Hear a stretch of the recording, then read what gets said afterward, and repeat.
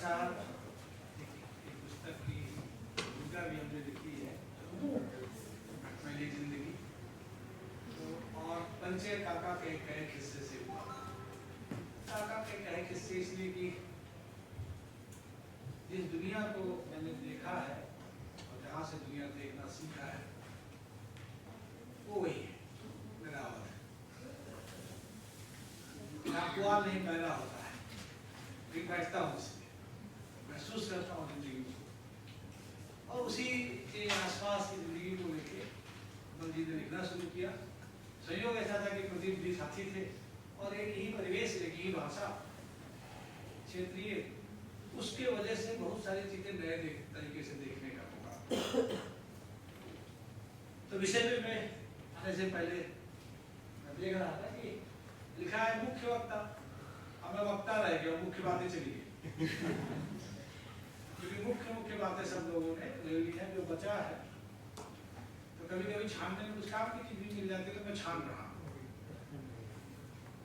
तो मैंने पहले सोचा था कि अच्छा मेरी एक बहुत खराब आदत है कि मैं नोट्स नहीं बनाता हूँ, क्लास के लिए वही पढ़ाता हूँ, वही फेंक के चलाता हूँ, अगले दिन वही पर बाकी पढ़ाना तो फिर से बनाता हूँ। इससे दो तीन फायदे हैं।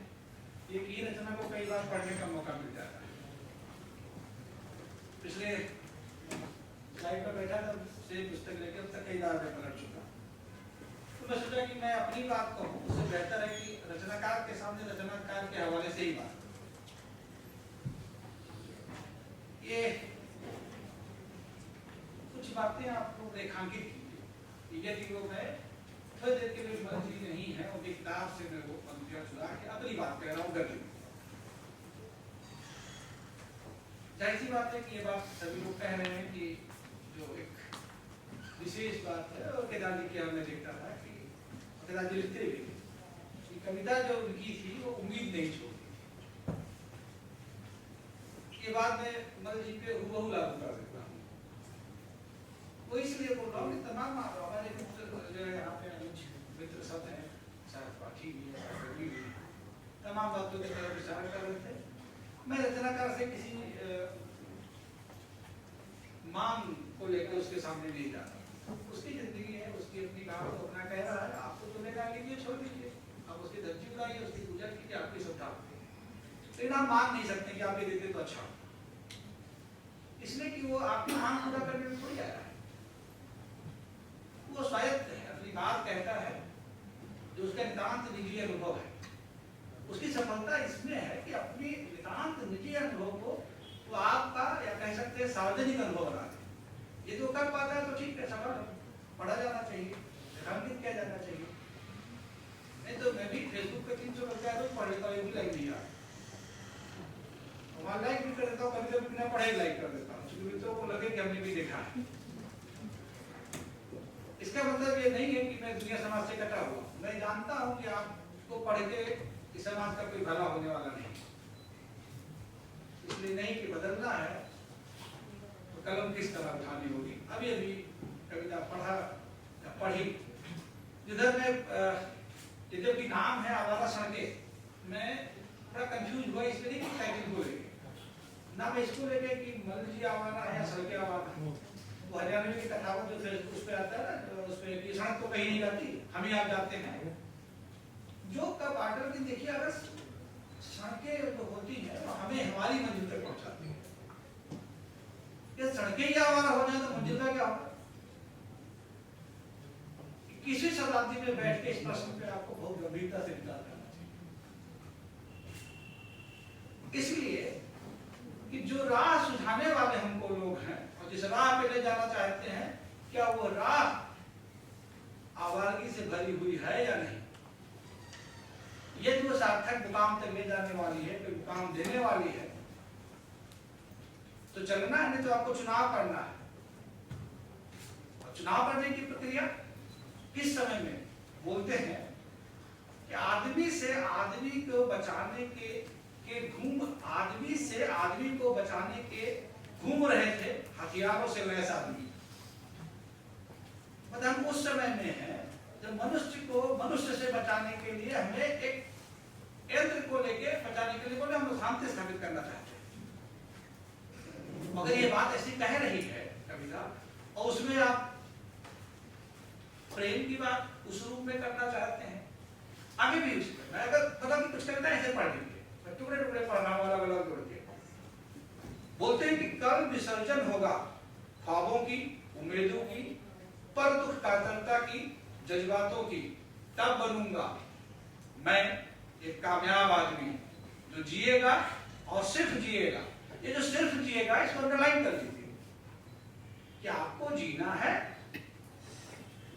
या सार्थक जीवन जीना है, और सार्थकता किस पे है वो अनकहा है। और कविता में सब कह दे तो फिर आप उपन्यास ही पढ़ लीजिए, तो वो कह रहा है किसके लिए जीना है। इस तरह की बहुत सारी पंक्तियां जो मैं आपके सामने ऐसे ही पढ़ देता हूं तो आपको लगेगा कि कुछ कहने की जरूरत थी क्या।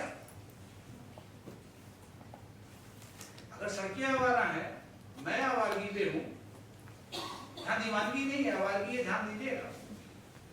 दीवानगी के हद से गुजरने की बात होती तो मुझे भी बड़ा अच्छा लगता है कि अच्छा ठीक है, लेकिन वो दीवानगी जो हद से गुजर रही है वो किस तरह की कविताएं कह रही हैं। तब से भूरे रंग की चाय की बात हुई, प्रेम की कविता की बात हुई, लेकिन वो बोलते हैं जब अगर मैं दीवानगी में जाना तो बोलते हैं किस तरह की दीवानगी, अपने हाथों में तुम्हारा हाथ लेना केवल स्पर्श नहीं है तो है क्या, हौसला देता है, मानसिक संबल देता है जिंदगी में आगे चलने की, दुनिया से जूझने की, जिंदगी जीने की।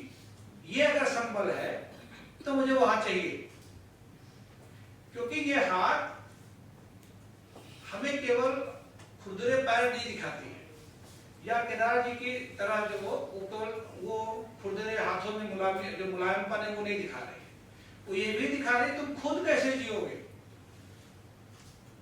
और आपको अगर खुद को बचाए रखना है उस समाज में जहां मनुष्य यंत्र के माध्यम से मनुष्य की रक्षा कर रहा है, तो वो स्पर्श बहुत जरूरी है जो आपको अंदर ताकत पैदा करे जीने के या जीते रहने के लिए। और विशेष तौर पे कविता तब महत्वपूर्ण हो जाती है जब अभी अभी आप कोरोना के संकट से गुजरे हो, तो उस तरह से देखने की जरूरत है इस कविता को। और बोलते हैं कि कौन समझाएगा, बेगाना शहर है या इस शहर में मैं बेगाना हूं। अजीब सा किस्म का है, एक तरफ तटस्थता तुरंत कि मैं अपनों के बीच पराया हो गया, लेकिन पराये अपने हो सकते हैं इसकी जिज्ञासा मेरे अंदर बची हुई है, मैं उसको निरंतर तलाश रहा हूं कि पराये हो तो क्या होगा, मैं तो मनुष्य तो हो, मुझे आपकी तलाश है, मैं आपको बचाऊंगा अपने बीच, क्योंकि मैं आपके लिए कर रहा हूं, मैं हूं क्योंकि तुम हो और तुम्हारे होने में मेरी भूमिका है। इसके लिए बोलते हैं कि चाहे झूठ बोलना ही पड़े, किसके लिए, क्योंकि समय समाज का सिस्टम है, उस सिस्टम में रहते हुए अगर मुझे तुम्हें बचाने के लिए झूठ भी बोलना पड़े तो स्वीकार करता है कि मैं कहूंगा। ये पलायन नहीं है, ये झूठ सिस्टम से विद्रोह इसलिए नहीं करता है कि वो सिस्टम में होना चाहता है, वो इसलिए रहना है कभी कभी कि सिस्टम को बचाए रखने के लिए सिस्टम में होना भी जरूरी है, सिस्टम से बाहर रहकर सिस्टम को आप नहीं बचा पाओगे, तो ऐसा भी आपको करना पड़ेगा। रचनाओं के बारे में बोल रहा था कि बोलते ही रचनाओं को छोड़ दीजिए, किसके बीच में, समाज में, किसके लिए, क्योंकि ये बहुत महत्वपूर्ण है। मूल्यांकन करने के लिए नहीं बोल रहा हूं कि आप कुछ बिंदु बना लीजिए, इसमें कविता का मूल्यांकन कर लीजिए। एक साथ समय का तीनों काल जो तीन रूप में अपने आप उपस्थित है, वर्तमान, भूत और भविष्य, वो इस रूप में एक ही कविता है। आप देखेंगे जब आपको भूरी क्या चाय है, हाँ भूरे रंग की चाय रखिए तो अतीत, वर्तमान, भविष्य तीनों एक साथ उपस्थित नहीं, किस रूप में, ये केवल एक कविता में नहीं, ये कविता मैंने बोला कि एक ही कविता में एक साथ और अलग अलग समय में, क्योंकि बोलता है कि फिर कैसे मतलब बोलते हैं कि कैसा समय आ गया है कि मकान को हम घर कहने लगे। हम ऐसे समय में हैं जब मकान को घर कह रहे हैं, हम ऐसे समय में हैं जब मनुष्य की रक्षा के लिए हमको अस्त्र की जरूरत है, हम ऐसे समय में हैं जहां टुकड़ा भर सुख आपको मुयस्सर नहीं हो रहा है, वैसे समय में हम एक ऐसे प्रेम की तलाश कर रहे हैं जो मुझे मनुष्य से मनुष्यतर के संबंध को भी स्थापित करने का विकल्प दे। इसलिए ये कविता आपको उधर लेके जाती है। बाकी सारी तमाम बातें आपके साथ हो चुकी, सहज है। मैं कभी कभी वो अगर आप हमारी उम्र में हो तो स्त्री होते तो मैं बोलता कि कौन ना इस आदमी पे कौन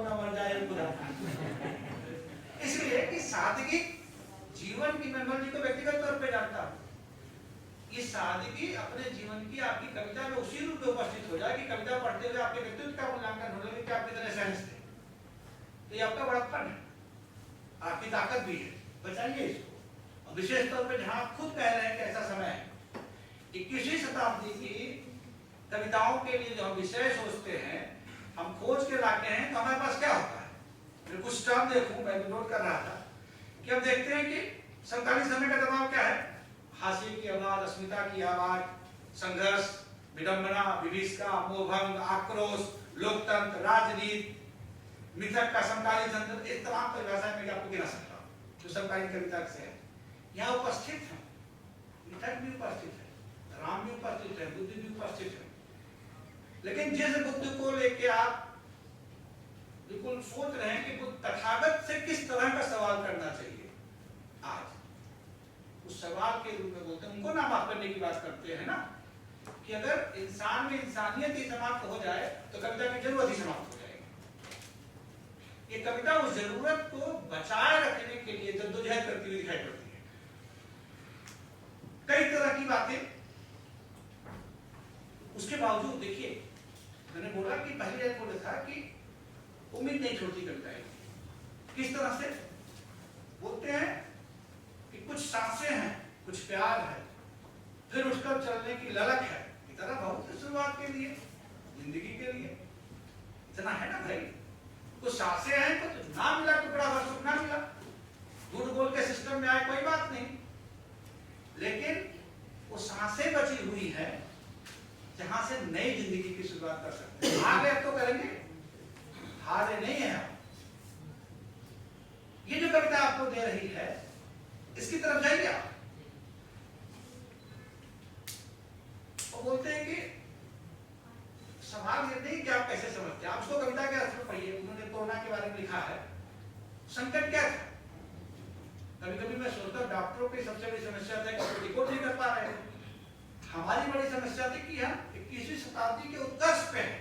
हम बोलते हैं कि दुनिया का सबसे बड़ा मेडिकल साइंस हमारे पास है और हम बीमारी को रिपोर्ट नहीं कर पा रहे। और आप जिंदगी की रिपोर्ट करने की बात करने आए हो, मृत्यु क्या है, जिंदगी क्या है, इसकी तलाश करने आए हो।